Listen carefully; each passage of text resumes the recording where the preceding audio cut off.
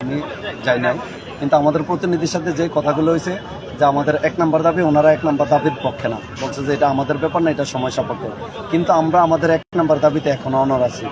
দ্বিতীয় দফা যে আলোচনাগুলো হয়েছে যে আমাদের যে চেয়ারম্যানের পদত্যাগ, হ্যাঁ চেয়ারম্যান স্যারের পদত্যাগ, যে আমাদের চেয়ারম্যান স্যারের পদত্যাগ, আমরা এখন এই জায়গাটা মানে এখনো অনর আছি। কারণ এই চেয়ারম্যান স্যার থাকলে আসলে আমরা সুবিচার এবং জাস্টিস পাবো না। আমরা চাচ্ছি যে যাতে জাস্টিস পাই, আমরা ন্যায় বিচার পাই। এই কারণে আমরা চাচ্ছি যে ওনাকে অন্যত্র কোথাও ভালো জায়গায় পোস্টিং দিয়ে হলেও এখানে একজন ভালো লোক, ন্যায় বিচার লোক আনা দরকার, তাহলে সিস্টেমটা ভালোভাবে হবে। একীভূতকরণের ওনারাও পক্ষে মতামত দিয়েছে। আমরাও চাচ্ছিলাম যে গত 8 মাস যদি এটা দৃশ্যমান কাজ হতো তাহলে এখানে আসা দরকার ছিল না। গত 15 দিন ধরে যে 20,000 কর্মকর্তা কর্মচারী যে কর্মঘণ্টা নষ্ট হলো, তাহলে এই দায়ভারটা কে নেবে? আজকে এতগুলা গ্রাহক ভোগান্তি হচ্ছে। আমরা চাচ্ছিলাম তো, আমরা মাঠের লোক, মাঠে কাজ করতে চাচ্ছিলাম, তাহলে আজকে কেন 20 দিন পর্যন্ত, আমাদের 15 দিন পর্যন্ত আমাদেরকে এখানে কেন মাঠে থাকতে হবে? এই দাবারটা আমি করে পল্লী বিদ্যুৎ বোর্ড এবং বিদ্যুৎ বিভাগের দায়ী। ওনারা এখনও আজকে যেই লিখিত হয়েছে, আমরা আজকেই চলে যাওয়ার আমাদের ইচ্ছা ছিল, আমরা ভাবছিলাম পজিটিভ কিনে আসবে। ওনারা সকল দাবিগুলো বলছে আমরা মেনে নিব, বাট কোনো দাবি ওনারা এখনো লিখিত দিতে চাচ্ছে না। আমরা চাচ্ছি যে যদি ওনারা এখানে লিখিত দিত। মানে আপনাদের এই যে 7 দফা দাবি, 7 দফা দাবি, তার মধ্যে প্রথমটা ছাড়া বাকি 6টা কি তারা মেনে নিয়েছে? ওনারা বলছে যে যেমন একীভূত করার সিদ্ধান্ত, একীভূত করার ওনারা বলছে যে এটা সময়ের দাবি, এটা করবে, কিন্তু সময় লাগবে, প্রসিডিউর লাগবে। আমরা বলছি ঠিক আছে, তাহলে একটা লিখিত প্রজ্ঞাপন দিয়ে দাও, যে একটা কমিটি করে দাও, আগামী এত দিনের মধ্যে 1 মাস 2 মাস 3 মাস একটা টাইম ফ্রেম দিয়ে দিলে, রোডম্যাপ দিয়ে দিলে আমাদের জন্য সুবিধা হতো, দৃশ্যমান হতো। তৃতীয় দফা যে দাবি মিটার রিডার মেসেঞ্জার, ওনারা বলছে যে অন্য সংস্থাগুলো ডিপিটিসি, ডেসার, ডেস্কো, অজোপাটিকো, নেস্কোতে আউটসোর্সিং। আমরা বলছি যে অন্যগুলো আউটসোর্সিং আমাদের কিন্তু শূন্যপদের বিপরীতে চুক্তিভিত্তিক। তাহলে ওনারা বলছে যে এটা ওনারা পর্যালোচনা করে দেখবে, দেখার পর ওনারা এটা আমাদের কেন যাবো না। আমরা বলছি যে স্যার ঠিক আছে, আমাদের প্রতিনিধি বলছে যে তাইলে আপনারা এটা একটা লিখিত দেন, একটা কমিটি করে দেন, এটা পর্যালোচনা করতে যেহেতু একটা সময়ের ব্যাপার হোক, তারপর আপনারা একটা লিখিত দেন। এই ব্যাপারটাও কিন্তু লিখিত দেন।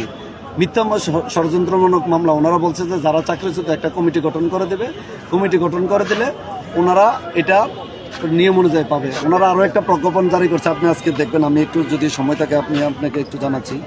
যে ওনারা বলছে যে আমাদের যে কতিপয় দাবি, যে ইয়েগুলা একটা আগামী 3 দিনের মধ্যে ওনারা একটা সুরাহ করে দেবে, যে নিয়মের মধ্যে প্রসিডিউর থেকে।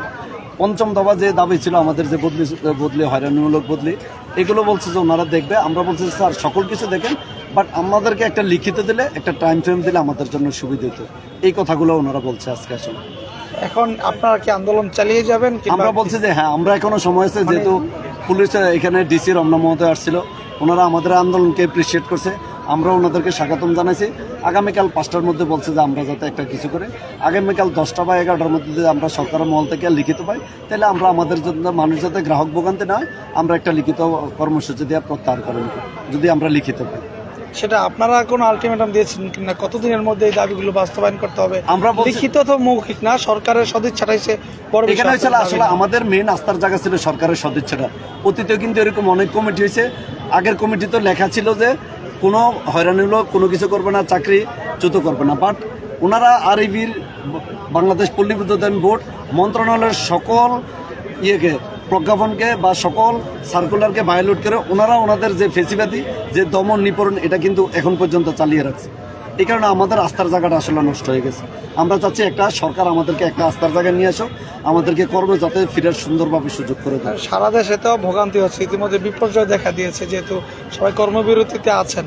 এই ঝড় বৃষ্টির মৌসুমে অনেক জায়গায় আমরা বিদ্যুৎহীন রয়েছে, সে ব্যাপারে কোনো কথা হয়েছে কিনা, কিংবা আপনারা কাজে ফিরে যাবেন কিনা? সে ব্যাপারে অবশ্যই আমরা কাজে ফিরে যাওয়ার জন্য আমরা এখন উদ্গ্রীব। আসলে আমরা মাঠের কর্মী, মাঠে কাজ করতে আমরা ইচ্ছুক এবং মাঠে থাকতে ইচ্ছুক।